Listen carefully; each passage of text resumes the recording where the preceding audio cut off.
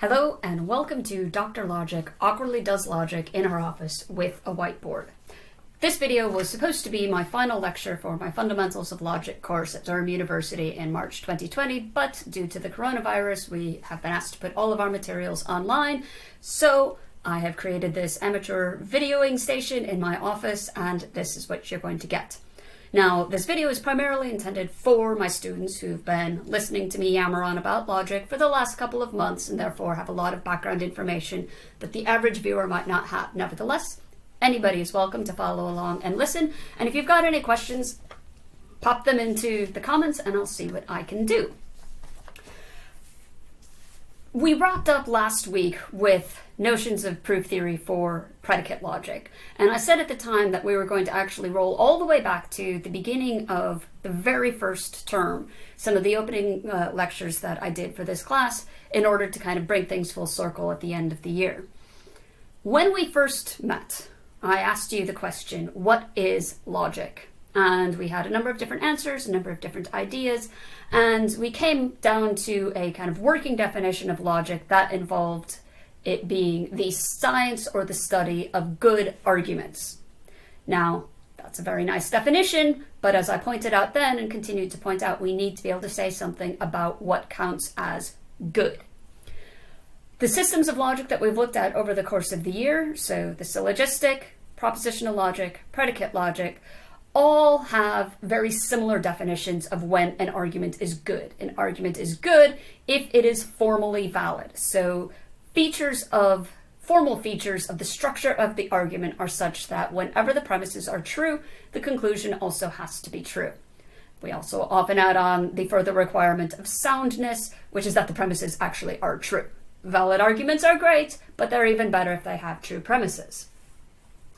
But this is not the only way that you can define what a good argument is. And in fact, if you think about it, deductive validity is a really high bar to achieve. It's kind of like the gold standard of goodness for an argument. Not every argument is going to be able to get it. In fact, most of the arguments that you come across, whether talking to your colleagues, deciding what to do about coronavirus, reading a full philosophy text, many of these arguments are not going to meet this high standard. So if you think back, kind of get outside of your logician's brain, outside of your philosopher's brain, you think about, well, what do we use arguments for? Well, we want to be able to convince people of things. We want to be able to provide a justification for why we have the views that we have or why we take the actions that we do. And this is something that standard deductively valid arguments are not necessarily very well suited for. So if you think back, deductively valid arguments are focused on relationships between facts and truth in the world. So we can say that these types of arguments are working on, hope you can read this, an ontic level or ontological. It's about what is actually the case. What are the facts in the world? But we might also be interested in looking at arguments at an epistemological level, i.e. at the level of what we know. So what are the reasons that we have for saying that we know something? Under what conditions are we allowed to kind of update our knowledge? This is a different sort of framework than working at the level of what is actually true. You might think that the epistemological level is more accessible because there's going to be many things at the ontological level that we just don't have access to. And then finally, you might think that we've also got this kind of dialectical level. So looking at arguments in the context of trying to persuade other people or to get other people to draw certain inferences. So at this level, we might be interested in looking at what are the principles that require us to accept certain facts, given that we have accepted other facts. What are our argumentative commitments, you might want to say. So our argumentative commitments might be different from what we know. So we might be willing to grant something for the sake of argument, even if it's something that we don't know or don't have reason to believe, and even if it might in fact be false. So each one of these levels differs, and most of what we've been talking about, propositional logic, syllogistic predicate logic, is operating at this ontic or ontological level, looking at the relationships between actual facts in the world, regardless of our epistemic access to them, or regardless of the context that these arguments occur in. But this is a difficult level to know that you're at. And for the most part, in kind of everyday philosophical reasoning, everyday non-philosophical reasoning, we're actually much more interested at this epistemological level, and the idea that, well, we can be wrong about the conclusions that we draw, but we have to have certain kind of base level justifications for making the knowledge claims that we do, or making the assertions that we do. So these conclusions might be revisable in the light of new evidence, but it's still even if we revise our positions, it doesn't necessarily seem right to say that we were wrong to have had these positions in the first place. For instance, I'm sitting in my office with the window pulled shut, and given everything that I know, it's Durham, it's springtime, it's probably raining outside. I could give you an argument for why I'm justified in maintaining this belief. Now, if I open the curtain windows and find out that it's not raining, I need to revise this. But given everything that I knew, you can't really fault me for assuming that it is raining. So I hope this has given some justification for why we want to look at this non-ontic level, moving more towards this epistemological level. Because it gives us, well, for one thing, it goes back and actually gives credit to what I was saying at the beginning of the year, namely that this is not the only way that you can cash out a notion of good argument. Deductive validity isn't all that logicians are interested in. And in particular, there is one tradition of argumentation and reasoning that takes this epistemological level as foundational, that this is what logic is intended to do, is to provide this sort of foundation. And this is the medieval Indian and Tibetan Buddhist and Hindu philosophical tradition. So we are moving from Western Europe all the way over into the East, and I'm going to give you in the next 50 minutes or so a very rough and in many cases superficial introduction to reasoning and argumentation in this tradition. What I would like to do is give you a sense of why this gets to count as logic, why it fulfills all of the requirements that we've been insisting on since the beginning of the year, and also to show you that if you are willing to take a broader view of logic beyond just this narrow sense of deductive validity, there's a huge amount of interesting material out there, huge scope for research that not many logicians will actually tell you about. This is one thing where my logic class is going to be different from any other logic class you'd get at another university, because most introductory logic classes wouldn't even cover this material. They should. So we're in this epistemological setting, and we are interested in what is called, so you're going to get loads of Sanskrit. You don't have to remember how to spell anything, but if you do, all the better.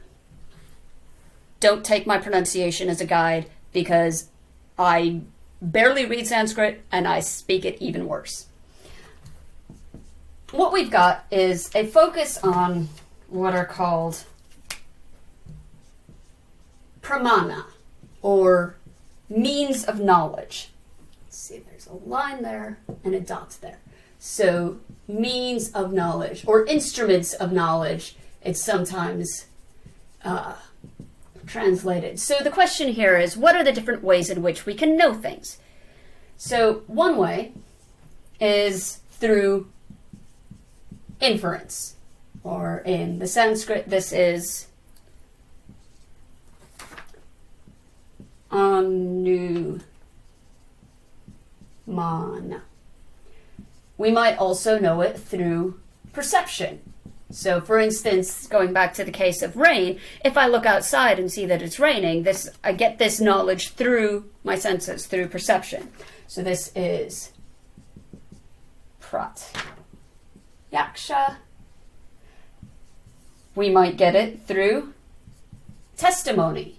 So I sit in my darkened office, but somebody comes in and tells me it's raining. So testimony, the word for that is sabda. And then there's also analogy or comparison, so we can learn about one thing by comparing it or drawing an analogy with another. And this is, yes, good, you can still see this. This is upamana. And there are other ones. Different philosophers discuss different ones. There are different pramana that are accepted in the Buddhist tradition than in the Hindu tradition. So I'm not trying to give you kind of the comprehensive overview. I'm just trying to give you an introduction to some of the kind of core notions. And of course, if I were doing a class on epistemology, we would want to talk about all of these. But we're doing a class on logic, so the one that we're interested in is inference, or anumana.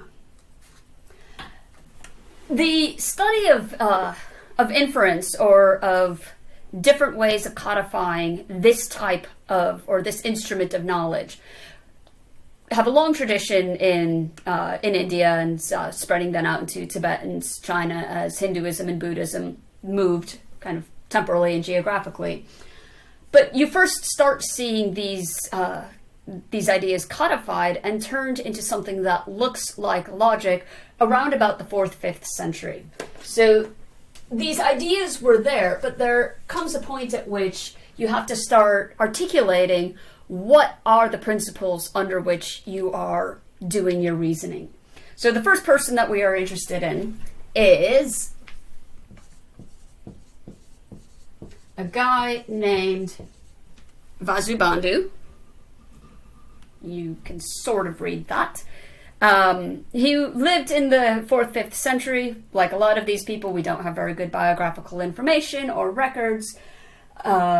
He wrote a number of different treatises, not only on logic, but also other branches of philosophy as well.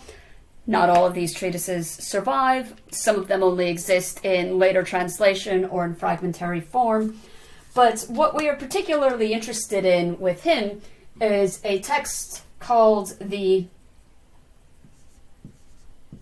Vada Vidi, or the rules for debate, or the rules for method for argumentation.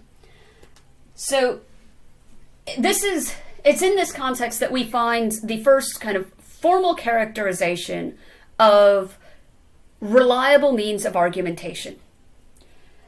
There are 3 components to this formalization of argumentation that Vasubandhu articulated. So it's important to keep in mind that I'm not saying that he invented this or that he did any of this for the first time. He was the one who took these ideas and codified them into a very nicely presented written formal format.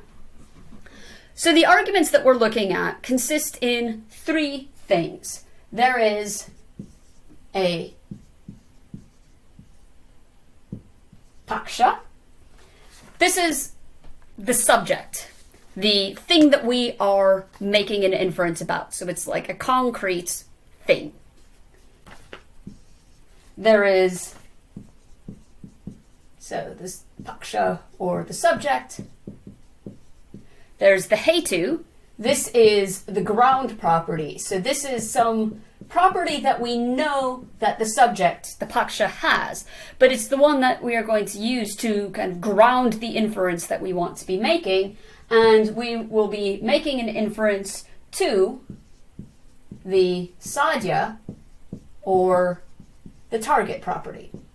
So because we are logicians and we like our letters, we are going to call the paksha P, the hetu capital H, and the sadhya capital S. So now whenever I refer to P or H or S, I'm talking of the paksha, or the subject, the hetu, the ground property, the sadhya, or the target property. These 3 pieces are put together into an argument form that has, at its root, 3 different steps. The first one is the statement of a thesis.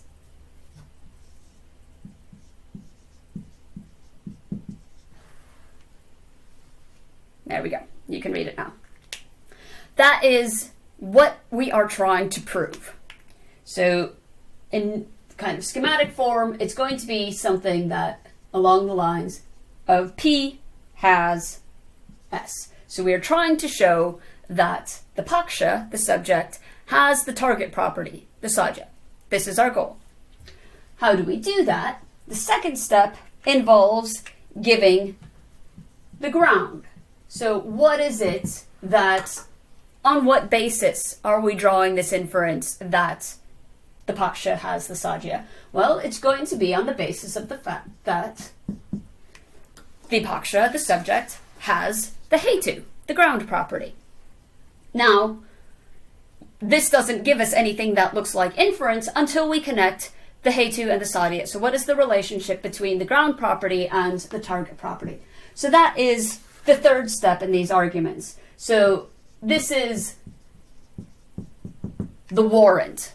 It is what provides the relationship between the ground premise and the thesis.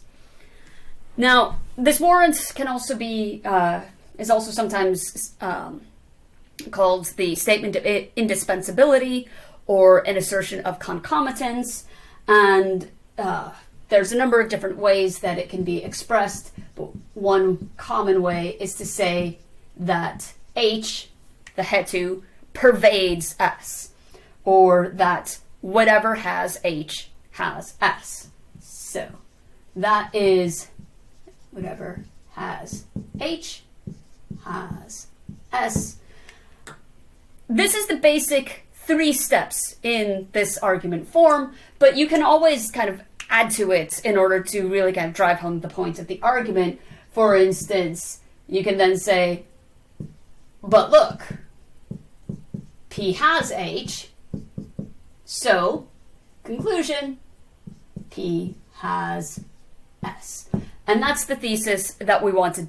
Oops, sorry, I didn't realize that was so low. But that P has S is the thesis that we were trying to argue for. So we have this either 3 or in some cases 5-step argument.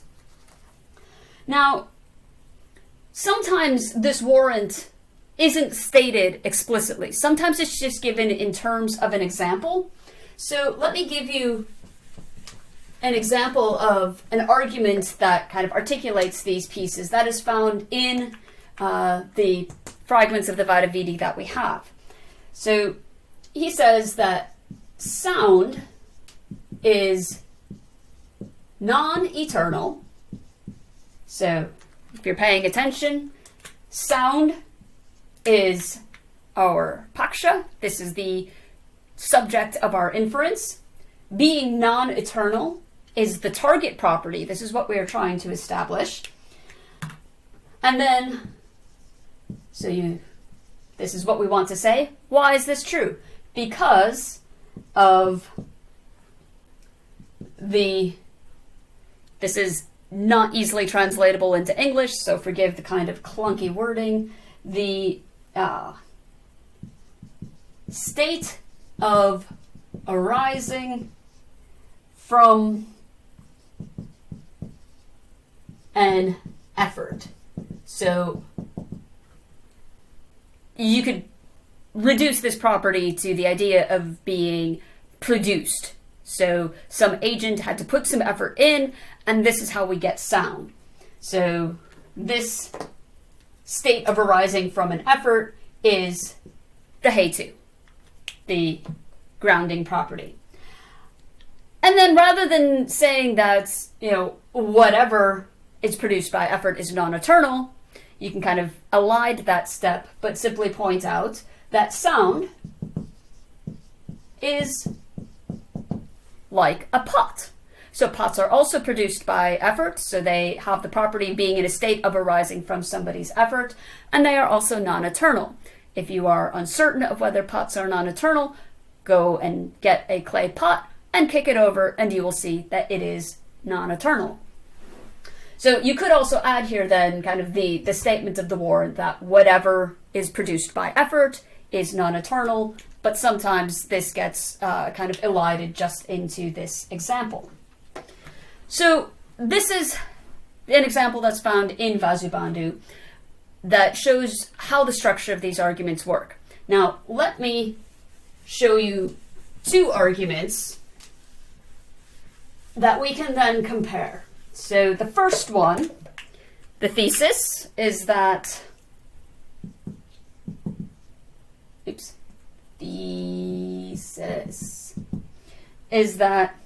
this chair, the one the whiteboard is sitting on, which unfortunately you can't see, has a color. And the ground is that this chair has the color red. I didn't say this was going to be a very interesting argument, just that it follows the form.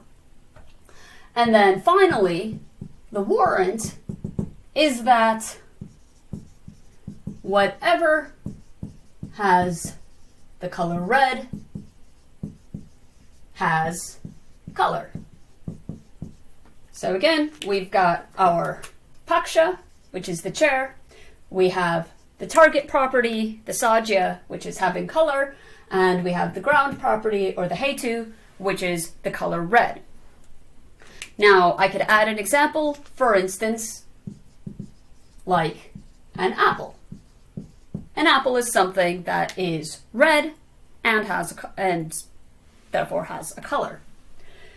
Now, you might look at this and say, that's a really dumb argument. It's not very good. Set those worries aside. Now let's consider this argument. It's going to have exactly the same sort of structure, but I will want you to pay attention to how these differ, particularly if you think the argument in blue is not a good argument. So this time, we're going to have the thesis, this chair has a brain. What is my ground? The ground is that this chair is made in outer space. What's my warrant? The warrant is that whatever is made in outer space has a brain. Now, this in outer space has a brain. So again, we've got the chair is our subject, the Paksha. Having a brain is the target property, the Sajya. And being made in outer space is the ground property, or the Hetu. Exactly the same structure, but even if you thought the blue argument wasn't a very good one, I hope you think that the brown argument is bad. So this shows us that it's not enough for an argument to follow this structure for it to actually be a good argument.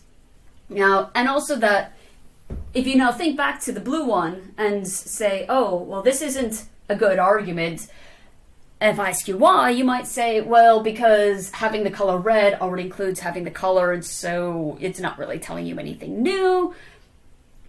That is a different sort of argument against the goodness of this argument than saying, well, there's something wrong with the ground. Why am I saying that the chair is made in outer space? And also something problematic in the warrant, that whatever is made in outer space has a brain. Neither of these things seem to be true, whereas if I point to this chair, which if you could see it, you would just believe me that it is red. You would be able to verify that it is red through perception, and whatever has the color red has color. You could probably justify that by upamana, by analogy or comparison with other colors. So there's more to these arguments being good arguments than just having this particular form. And Vasubandhu was interested in articulating what this further bit was that you needed to have in an argument in order for it to be good. So the issue has to do with the justification or the warrant that you are using. So the relationship between the target property and the ground property and the ground property itself. So there are three types of what are called pseudo warrants or pseudo justifications in Vasubandhu's text. The first one are going to be ones which are not demonstrated. So those not demonstrated. So the example is where the characteristics stated in the exemplification don't exist. So if I say that this chair is made in outer space, that's going to be a pseudo justification because it's not. It's just false. Then there are those which are insufficiently certain and those which are self-contradictory. So any type of warrant that suffers from one of these problems is not going to be a legitimate warrant for one of these inferences. So an example of one of these undemonstrated hetu is, again, this is given by Vasubandhu. Sound is non-eternal because it is perceived by the eye. This is not demonstrated because we can't actually perceive sound via the eye, except in cases of synesthesia, but that's not what we're talking about here. An example of an insufficiently certain hetu is, the example that he gives is, it is eternal because it is without body. Now this is going to be uncertain because there isn't the relevant connection between eternality and lacking a body. There are things that lack bodies that are not eternal. So you don't know which case you're in. If I say that this doesn't have a body, then you're like, well, I don't know. Is it an eternal thing or is it not? And then finally, he gives two different examples of self-contradictory hetu.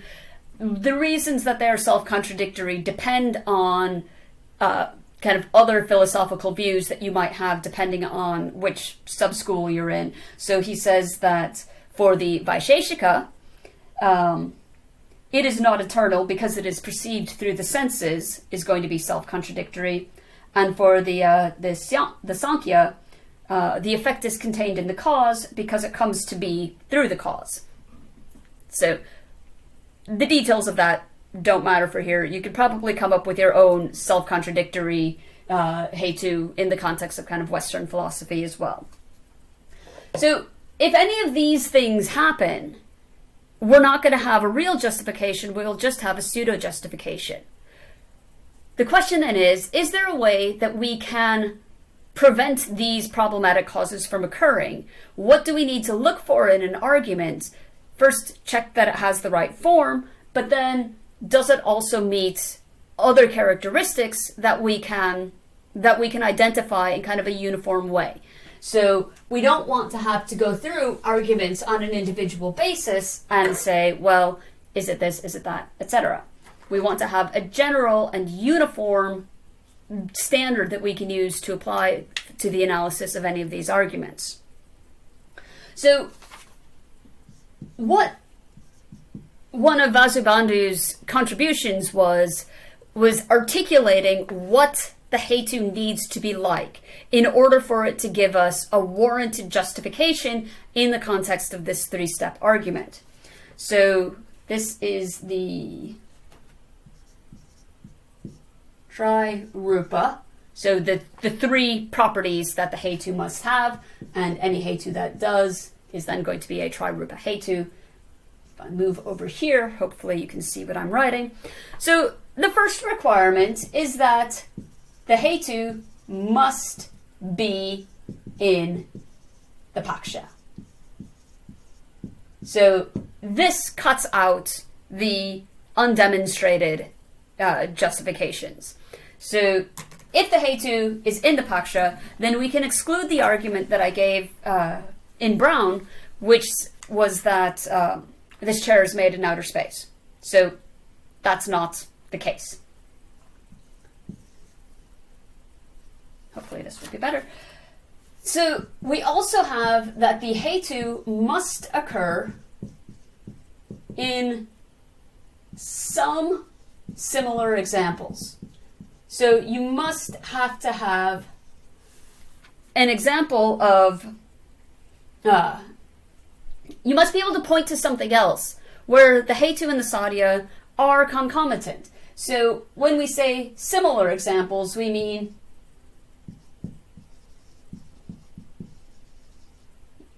ones with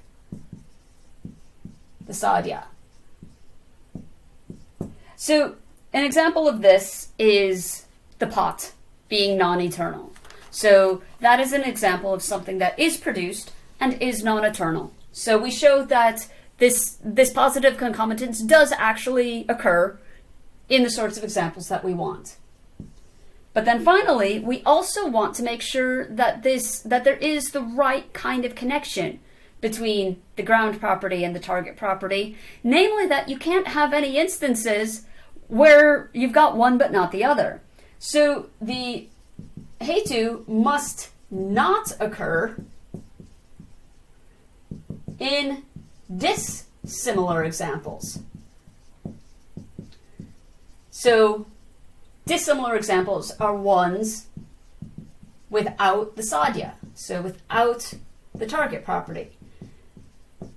Because if we could have the ground property without the target property, then we don't have pervasion. We don't have this universal concomitance that allows us to move from the ground property to the target property. So if we have a hetu that actually occurs in the Paksha, occurs in at least one other case that also where the sadhya is also located, and doesn't occur in any places where the sadhya isn't located, then we have a warranted justification for drawing the inference that we want to make.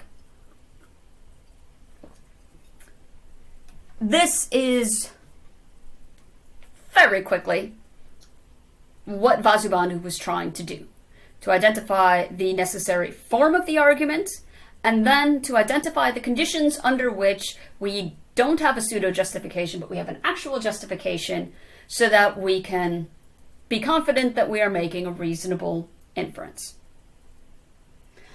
Now, this was just the starting point.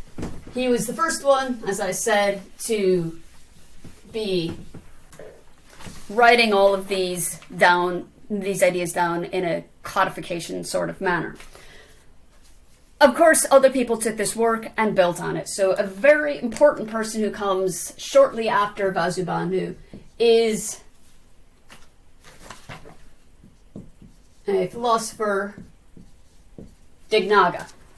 Now, unfortunately, we don't have very many of Dignaga's works have survived. Very few of them are translated into English, so they are not very accessible. In the context of this class and this lecture, we're going to be interested in the views of one of his students. And this guy's name is